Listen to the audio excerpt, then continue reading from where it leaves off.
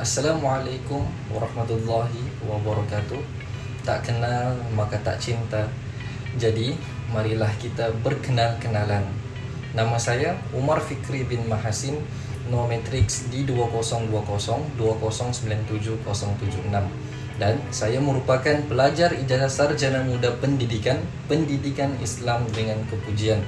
Pertama sekali saya ingin mengucapkan ribuan dan jutaan terima kasih kepada Dr. Abdul Hadi selaku pensyarah bagi subjek HID 3013 kerana membantu dan membimbing saya serta rakan seperjuangan yang saya kasihi sekalian dalam melaksanakan tugasan ini.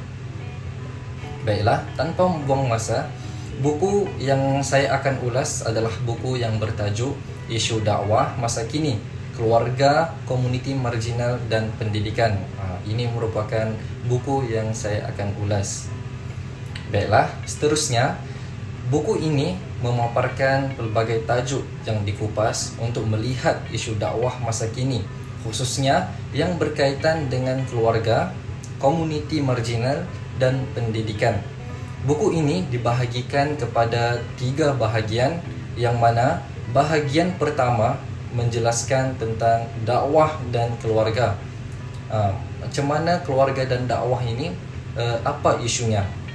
Iaitu perbincangan mengenai keluarga amat penting untuk diketengahkan dalam dakwah, kerana keluarga merupakan institusi yang berperanan besar dalam melahirkan generasi Rabbani.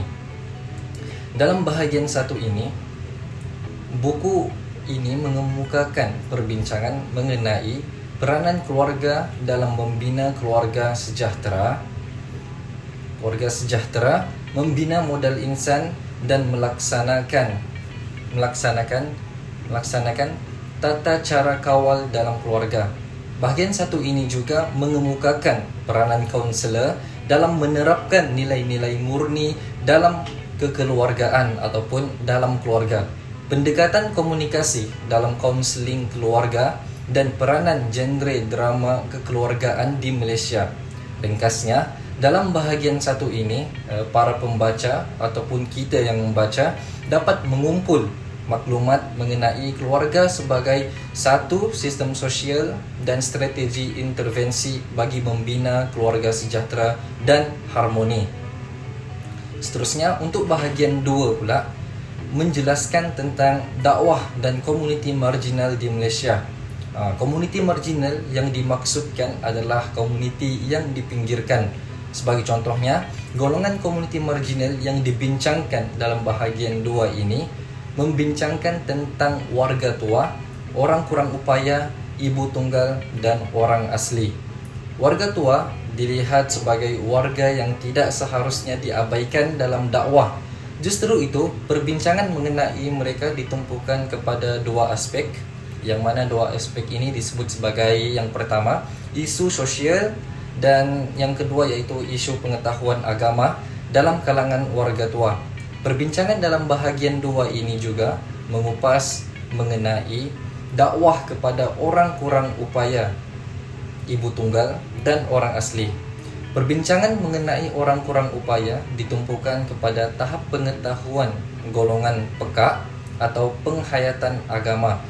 Perbincangan mengenai ibu tunggal pula ditumpukan kepada pendekatan psikologi ataupun psikologi dakwah kepada ibu tunggal dan penglibatan ibu tunggal dalam dunia internet. Manakala perbincangan mengenai orang asli pula ditumpukan kepada kejayaan dakwah masyarakat orang asli di negeri Pahang, pembangunan komuniti masyarakat orang asli dan penglibatan serta keberkesanan dakwah di kampung Kuala Masai, Johor. Dan untuk bahagian yang terakhir, yaitu bahagian yang ketiga, buku ini menjelaskan mengenai dakwah dan pendidikan.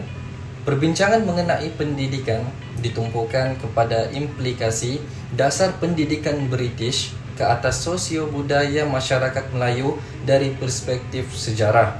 Jadi, kepentingan guru yang dapat berperanan sebagai pendakwah ataupun seperti kita, insya-Allah, dalam membentuk kepribadian murid di sekolah, dan dakwah yang dapat diaplikasikan menerusi penerapan nilai-nilai murni dalam pengajaran sebagai usaha untuk melahirkan modal insan pelajar yang berkualiti dari segi sahsia, mental, fizikal dan rohani, atau untuk mudah kita faham iaitu JERIS, jasmani, emosi, rohani dan intelektual. Kesimpulannya, saya berharap semoga hasil penulisan yang dipaparkan oleh penulis dalam buku ini dapat menyumbang kepada integrasi ilmu antara dakwah dengan realiti masyarakat dan memberi manfaat kepada para pembaca. Buku ini diharapkan memberi manfaat kepada para pembaca. Kemudian buku ini saya harapkan dapat menjadi pemangkin kepada para pendakwah untuk berdakwah dengan lebih terancang serta penuh keazaman, kegigihan dan selarih dengan keperluan masyarakat masa kini dalam mendepani kepelbagaian isu yang semakin kompleks dan mencabar. Baiklah, sebelum saya mengakhiri tugasan mengulas buku ini, izinkan saya untuk berpantun. Andai patah saya prajawali, bertongkat jua saya kemari. Jika kehadiran saya mengguris hati, maaf dipinta, saya undurkan diri. Wabillahi taufiq wal hidayah. Assalamualaikum warahmatullahi wabarakatuh.